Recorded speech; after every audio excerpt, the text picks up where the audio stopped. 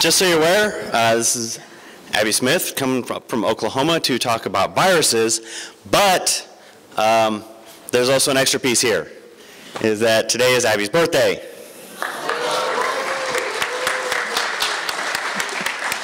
So everybody say happy birthday. Happy birthday. All right, this is Abbie. Great, thanks. For those of you who don't know me, I'm a graduate student at the University of Oklahoma, and I study HIV, how it evolves, and how to different angles for creating vaccines. So today I'm going to talk to you all about vaccines. So just for an analogy, I think it's totally normal to be afraid of flying in an airplane, because when you look at it from a very superficial perspective, you're sitting in this aluminum can that's getting hurled through the air, 20, 30,000 feet above the earth, tens of thousands of miles per hour, whatever, like it's just so fast, and you can think of so many things that could go wrong. It's really scary. But when you start to learn about the science of flight and, the safety precautions everybody goes through and the training that people have, and then you look at the statistics of, how many people die in airline crashes every year versus the number of people who die, just crossing the street, it's not that big of a deal. So while I think it's normal to be afraid of flying in an airplane, it's not entirely rational. So I think it's totally normal for people to be afraid of vaccines or to have concerns about vaccines, because viruses are these teeny tiny alien creatures that you can't see and you can't avoid, and they make you sick anyway. And now we're taking these viruses and putting them into vaccines and injecting you with this stuff and these chemicals you've never heard of. So I think that's totally normal. But what I want to do is talk to you all today about vaccines and the science of vaccination, and address some of the concerns that some of you might have to get rid of this kind of irrational fear of vaccines. So the first thing is, what are we trying to prevent with vaccines? So pathogens are generally the bad guys, the small bad guys. So whether it's a bacteria, a fungus, a virus, anything that causes disease. So, for instance, a bacteria might be bad and cause disease in one circumstance, but that exact same bacteria could be a normal part of you and who you are. Like, we've all pretty much got drug-resistant staph, on our bodies or in our bodies, but we have so many normal, helpful bacteria to kind of keep these guys in check that they don't cause any disease. So when I'm talking about a pathogen, in this case, I'm talking about something that makes you sick. So obviously, we all know we're susceptible to pathogens. We've all had, a little patch of ringworm or have gotten an infection in a cut, but we aren't all, bacteria food. We get over these. So we can do that because our body has these innate mechanisms for protecting ourselves and getting over these infections. And of course, the first line of defense is to not get infected at all. And that's why we have skin, that's why we've got mucus, that's why we've got tears. It's to wash the bacteria out, to make the bacteria get stuck in your mucus so when you sneeze, they can't get inside.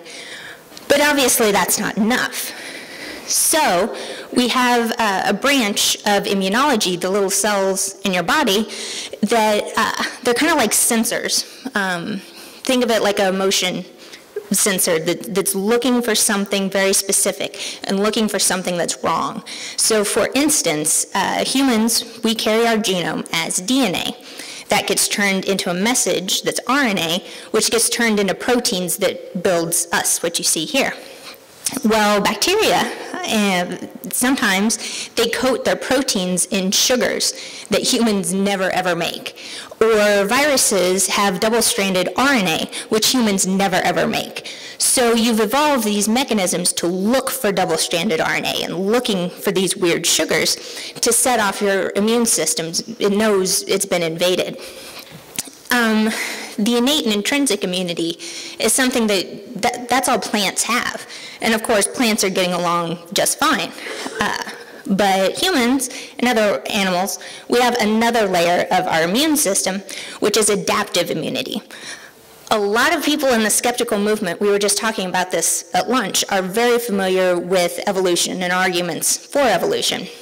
And if you understand evolution, you understand this branch for your immune system.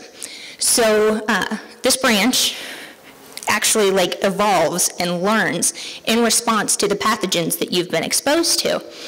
In the sense that, there's all these mutations when an actual infection is occurring, and your body actually selects for the variants that protect you better in the future.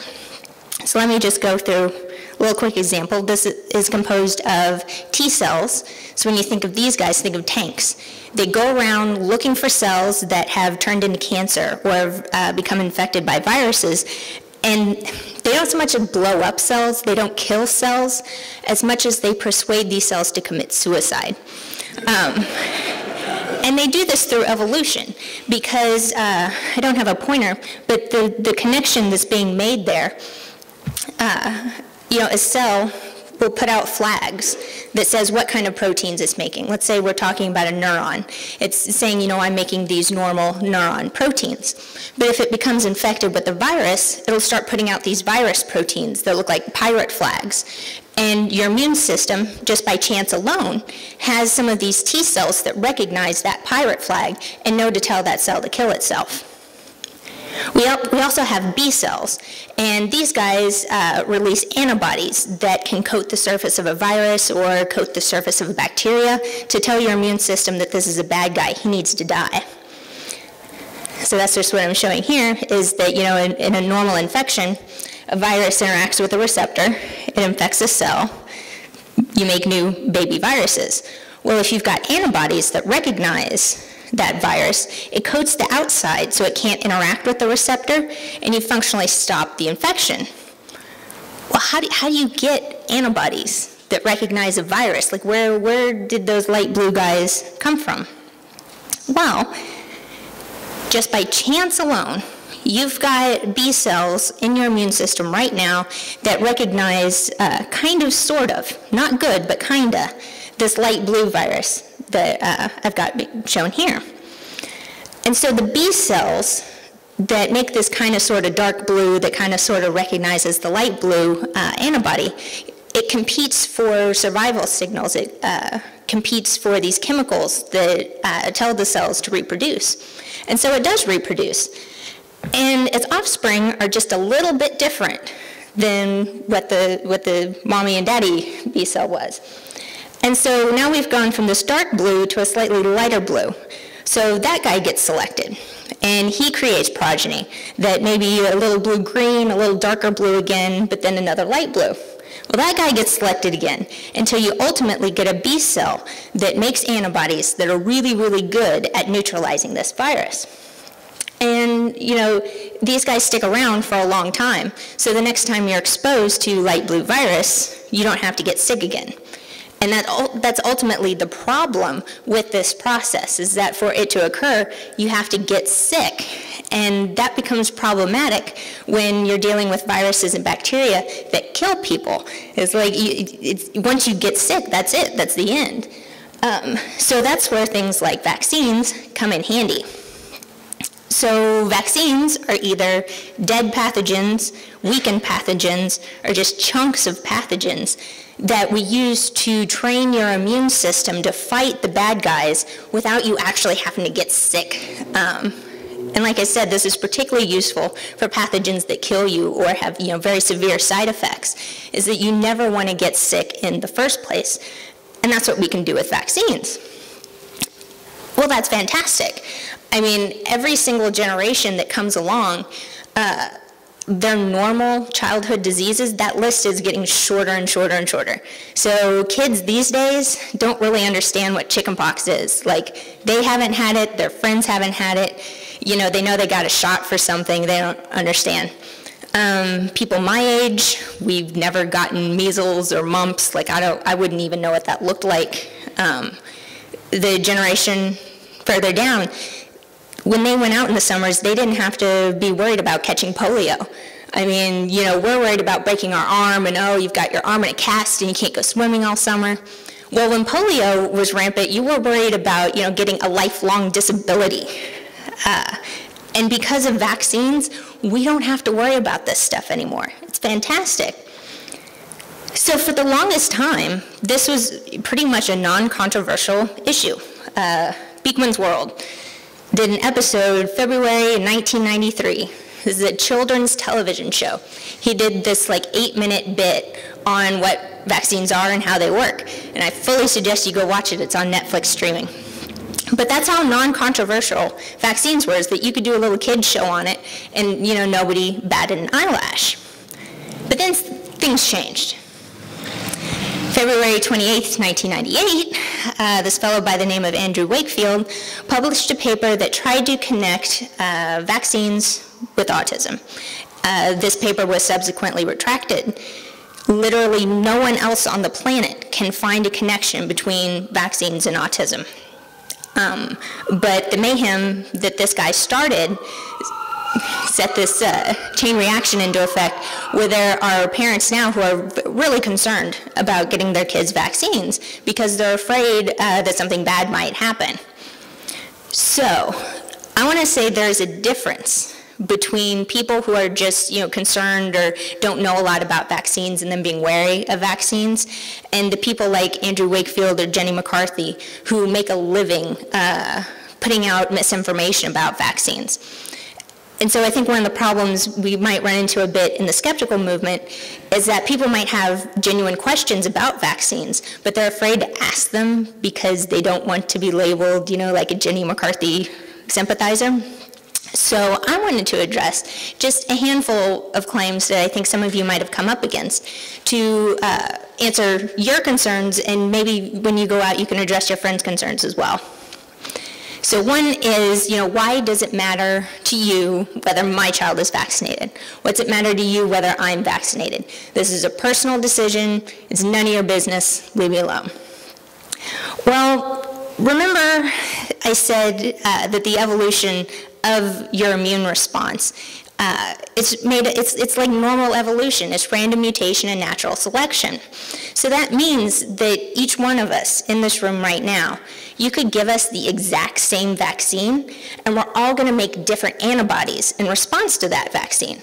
Now, they might all be right, but they're going to be right in different ways. And so let's say that these 8 people, they're a group of friends, they hang out together, and they're all responsible citizens who got their vaccines. Well, these 5, remember we're looking for an antibody that neutralizes the light blue virus. They've got B cells that get pretty close to being a light blue variant. However, just by chance alone, some of these people aren't really going to go down the right evolutionary pathway. I mean, we're talking about random chance here. So this poor waiter is making more of a light green antibody, where the police officer is making kind of a purple-pink. If ultimately they were exposed to the pathogen, they might not get as sick as they would if they hadn't gotten the shot, but they're still going to get sick. And then there's this poor carpenter here. He got the vaccine, but he didn't make an effective antibody response. He didn't do anything wrong. There's no supplement he can take to boost his immune system. It's just the fact that we're dealing with random chance and the combined effect that we're injecting people with dead pathogens or chunks of pathogens. There's no real reason for your immune response to respond appropriately to that. It's just this dead thing floating through your bloodstream. And if your immune system ignores it, it doesn't care. And a person who doesn't make a response to a vaccine one year might get a booster shot the next year and respond just fine. It's like, what I really want to emphasize here is kind of the randomness and how we don't exactly know. Even myself, I've gotten the MMR, but I don't really know that I've got protective antibodies to measles.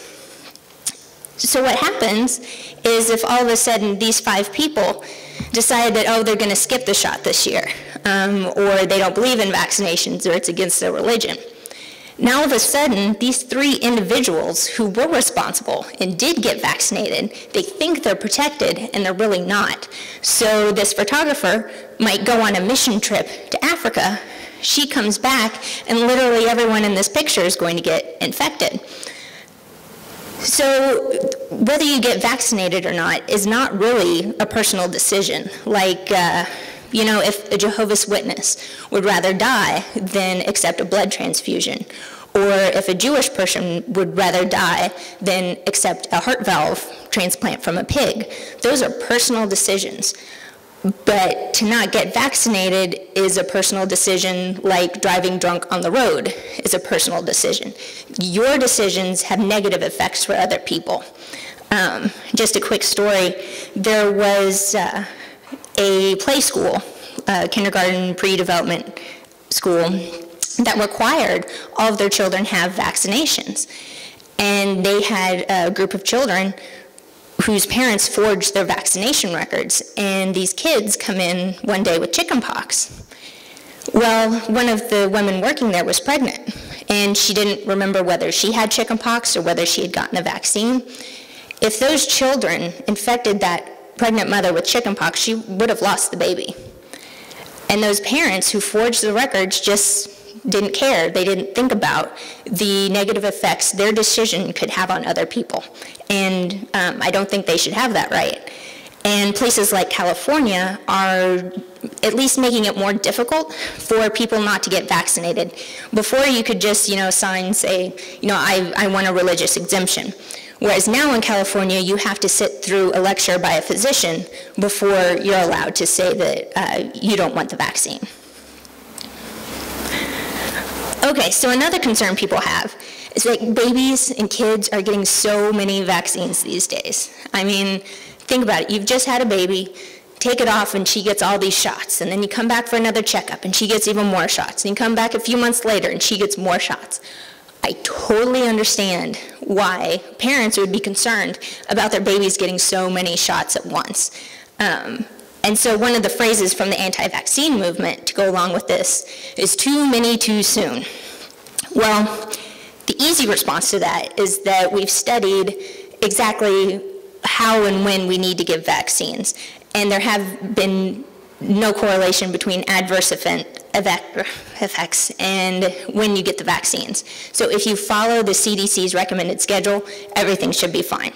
But just to explain why, remember again that in this little process I showed here, we started with this dark blue antibody and ended up with a light cell that released the light blue antibody.